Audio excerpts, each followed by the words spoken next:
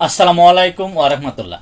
দেশের প্রধান প্রধান দৈনিক পত্রিকার শিরোনামে উঠে আসা আন্তর্জাতিক সংবাদগুলোর মধ্যে শুরুতেই থাকছে ডোনাল্ড ট্রাম্পের শুল্ক আরোপ, বিশ্বের শেয়ার বাজারে বড় দরপতন। দক্ষিণ আফ্রিকার সহায়তা বন্ধের হুমকি ডোনাল্ড ট্রাম্পের। ইউরোপীয় ইউনিয়নের পণ্যের শিগগিরই শুল্ক আরোপ, ডোনাল্ড ট্রাম্পের হুঁশিয়ারি। পাল্টা ব্যবস্থার হুঁশিয়ারি ইউরোপীয় ইউনিয়নের, মামলা করবে কানাডা। মার্কিন পররাষ্ট্রমন্ত্রী রুবিওর হুঁশিয়ারি, পানামা খালে চীনের প্রভাব বন্ধ না হলে ব্যবস্থা। তিনি বলেন, প্রেসিডেন্ট ট্রাম্প পানামা খালে চীনের প্রভাবকে হুমকি হিসেবে দেখছেন। যুদ্ধবিরতির মধ্যেই গাজায় ইসরায়েলি হামলায় আহত 4, পশ্চিম তীরে 20 বাড়ি গুড়িয়ে দিল ইসরায়েল। গাজায় যুদ্ধবিরতি, দ্বিতীয় ধাপে আলোচনার জন্য যুক্তরাষ্ট্রে নেতানিয়াহু। তদন্তের মুখে নেতানিয়াহুর স্ত্রী সারা নিয়াহু।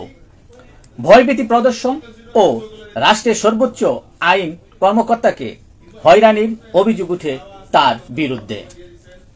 ইউক্রেনের ড্রোন হামলায় রাশিয়ার প্রধান তেল ও গ্যাস স্থাপনায় আগুন।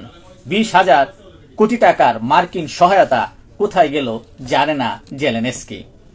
অভিবাসন নিয়ন্ত্রণ বিলের প্রতিবাদে জার্মানিতে লাখো মানুষের বিক্ষোভ।